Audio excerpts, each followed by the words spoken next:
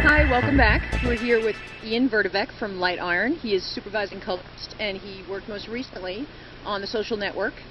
And you're working on a couple of new things now. Can you just mention them? Yeah, well, today at NAB we're actually showing the Red Epic tattoo short. So actually Red produced a 4K short film shot on their Epic camera, and we just finished that, like literally, really late on Saturday night, Sunday morning, and just brought it here. So that is actually showing here at the show today. So and you're phenomenal, all on the new Epic camera. And you're a Pablo user, and you use that for that as well? Exactly. At Lightiron, we're all we're basically, our whole DI backbone is Quantel Pablo based. So we have two Quantel Pablos and the genetic engineering shared storage solution. So that's what we use on the social network. Can you describe that workflow a little bit? We had a question from somebody out there, and they're wondering what your biggest challenge was. Well, one of the biggest challenges was really just trying to work as fast as possible for David Fincher, because he's very, very busy. He was prepping other films. He couldn't be in, but he had a lot of notes that he wanted to address. So one of the ways that we solved that problem is we set up a little GoPro video camera and gave him a laser pointer, so he was microphoned. So he would just come in for maybe 40 minutes a day, and we'd play the reels for him, and then he'd laser pointer and talk as we played the reels out of the Pablo.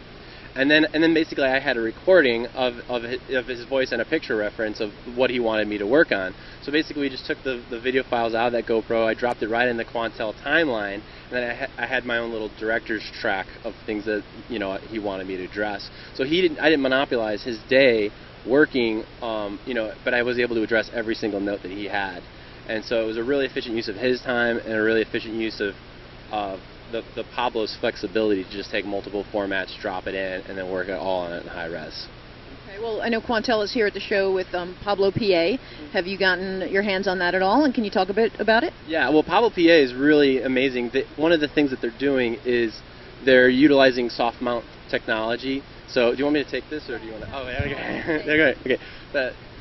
So anyway, one of the things that they're doing is they're utilizing like soft mount technology. So rather than committing a 4K file directly to this local storage, is we were able to load DPXs and R3Ds over a network, and so you're not ever baking in that raw file, and that way you're able to virtualize the footage and then change it around and commit it to disk. So that's in version 5. But what Pablo PA does, it's like a separate assistant station. So it's not the big expensive crate, the big expensive Quantel crate with all of their dedicated hardware. It's a lighter system that can go on any PC, and then an assistant editor would be able to load files, adjust to conform, change things around, maybe even drop a few color grades on it, and then push that over to the Pablo system.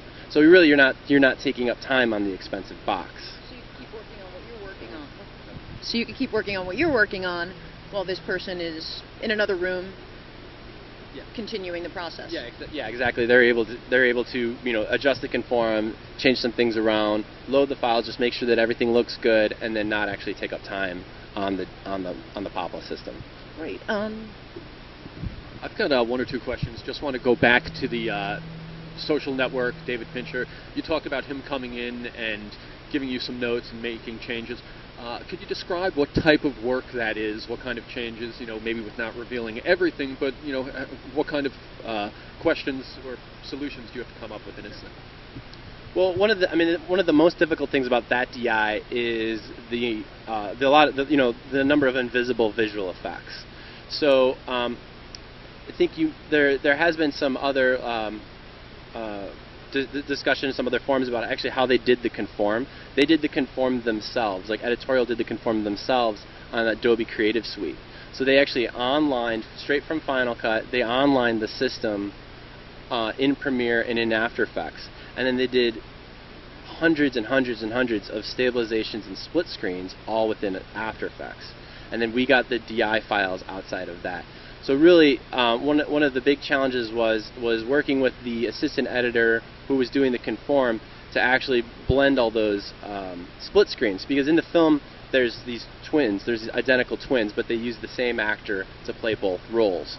So they really do an amazing job making it seamless and making it seem like it's identical twins. So there's lots of camera split screens, there's lots of alternate performances, all within the same shot. I think we've had as many as 4 in some of the deposition scenes, which is the kind of the courtroom scenes. A frame would be split maybe 4 or 5 times, stealing different performances from different actors all within the same frame. And so that's something that was all kind of comped together inside of Premiere and After Effects, and then pushed into Pablo. But once in a while we had to do that directly in Pablo as well. At Lightiron, do you have multiple projects going on at the same time? Is there anything going on now in the next couple of weeks or months that you could talk about? Yeah, well, one of the things that, I mean, our foundation is a DI company, but one of the new things that we're moving into is on-set dailies and on-set data management, as well as live playback. So the industry is really pushing towards data very, very fast, especially with Armageddon happening. So people are, that's what they're calling it, yeah. So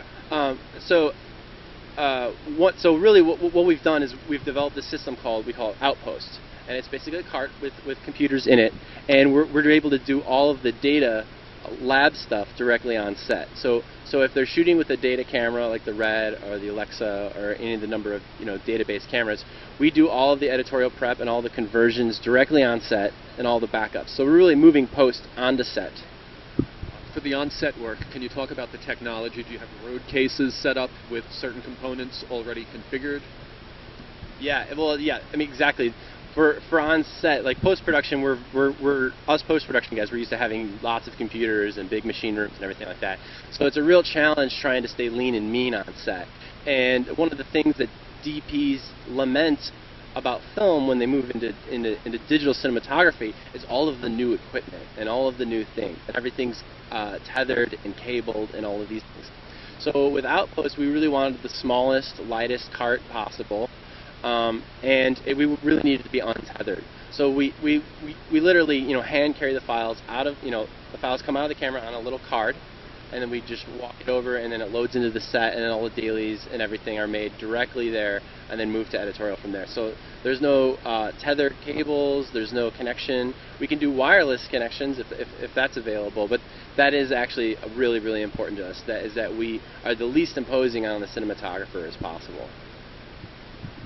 One other question I have is about monitoring on set. I know that you're probably used to using real professional reference-grade monitors in the facility. When you're on the set, what are you using for reference, and how much, I guess, how dependent are you on the quality of that, knowing that it may end up in a nicer room somewhere down the road? Absolutely. Well, it doesn't. We're not replacing Video Village, so we don't want to do anything like that. But since we are generating files for editorial, they're going to be looking at this for a really long time. So we have an outboard monitor directly connected to the Mac, and that's calibrated, and we have scope. So we're not really color correcting per se, but we are loading looks and adjusting looks. So it's kind of a different thing. You're not making something final out of the box, because you really need to have a controlled environment for that. You need to be in a theater to really see it properly. But you're able to adjust looks and lay things in there, and and it really works really well for the onset stuff. Well, we're just about to finish up, but is there another project that you're starting to work on that you might be able to mention, or is it still too early? Well, one of the things that we're doing at Lightiron right now is we're starting to work with DaVinci Resolve as well. And so one of the nice things about the DaVinci Resolve, it doesn't quite have the Resolve on Mac, so it doesn't quite have the power that the Pablos do. But what it allows you to do is, it allows you to work natively with Red files. So we're doing, right now we're finishing a film with Steven Soderbergh, and we're actually going to be rendering those files out. He shot them anamorphic on the Red. And so we're able to render those out, at their full resolution, because we're just reading directly from the Red files. So one of the things that's nice about Resolve is that it's lighter and it's leaner, and because you're doing that, you're able to actually render out the full 4K very easily, and without a lot of hassle, without a lot of inconvenience for the